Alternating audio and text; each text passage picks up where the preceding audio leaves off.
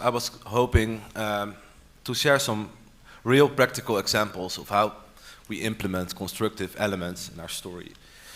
So one key thing to understand about the Correspondent is that we see ourselves as a daily antidote against the hype of the day. Instead of breaking news, we try to bring breaking news, but then with an apostrophe in between the W and the S. So breaking new insights into the world that we live, from news to new. And in order to get there, you need constructive journalism. So I will share 7 tricks out of our little handbook that we use with our editors. The first one being, kill the victim. We especially use this in our foreign issues type of stories. We have a network of freelancers, like all media have, who report from all over the world. And the type of pitches I receive as deputy editor are usually like, well, there's an election coming up and things look really bad. Can I report on that? Because democracy isn't as far as it is in the Netherlands or in Europe. So we basically use the West as a comparison for the rest of the world. And well, they don't meet that standards. And also, if we report on crises and conflicts, it's usually the victims you see. I used to report a lot on the refugee crisis before it was called crisis. I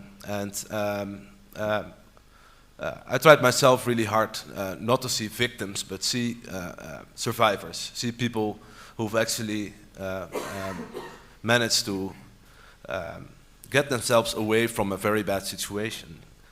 And sometimes killing the victim also means reframing the problem, or finding, for instance, someone who can serve as the protagonist for a story. So this particular story that I'm showing here is about deforestation in Ethiopia.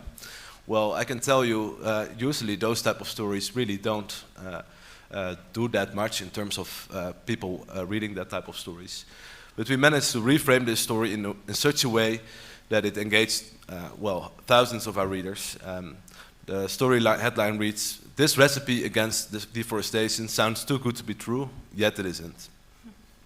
And it follows a person who has a recipe against the issue of deforestation, instead of just raising the issue. So, well, the second thing I always highlight when I talk to our editors and our freelancers is, and Cathrine already mentioned that briefly as well, this is not a soft technique. It can actually serve as a way to open up closed environments, or to make people talk who usually wouldn't talk to journalists. One example I can give from my own work as a migration correspondent. I spent a month at the repatriation service, as you call it, I think. This is the branch of government in the Netherlands that is assigned to basically deport refugees who have failed to receive an asylum status and deport them back to their countries. Well, this is a group of people that, for instance, at birthday parties wouldn't actually say what they're working at. I mean, it's a very, very sensitive topic, as it is everywhere in the world right now. So what I tried doing while I was there and witnessed as much as I could as a journalist was, instead of always attack them and ask them, why, how can you live for yourself doing this? Or I asked them, okay, if you would be the minister, what would you do? If you would advise your superiors, how would you better do your job, basically? And one of the key insights that a lot of these people working there, the actual executors of these restrictive policies, always brought up is, well, I want to bring in more psychology, for instance. I want to be more of a welfare worker instead of, you know, a hard prison guard kicking people out. So I ended this month with this story in 5 steps to a different repatriation service. So, and what I really noticed while doing this was that by asking these type of different questions, people actually started to open up.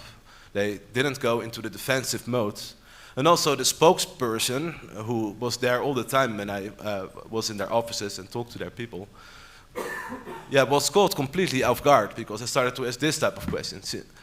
Because she prepared her employees for the type of questions that they usually get. So it's a way to surprise and to play the game with spokespeople in a different way as well. Well,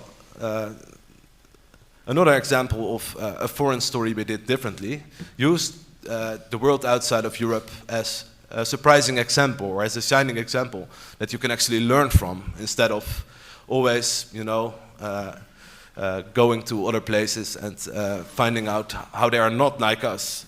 So this is a story on a Mexican village that established their own mobile network in order to be free from the big companies there.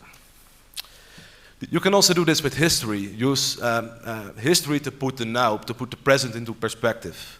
So by the end of 2013, we did this story on 2013 being the best year ever.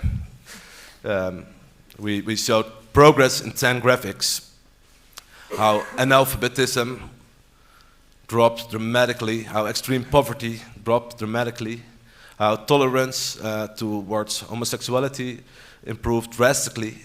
Well, all these type of different graphs that actually show a long-term perspective on the news, basically, which is really different.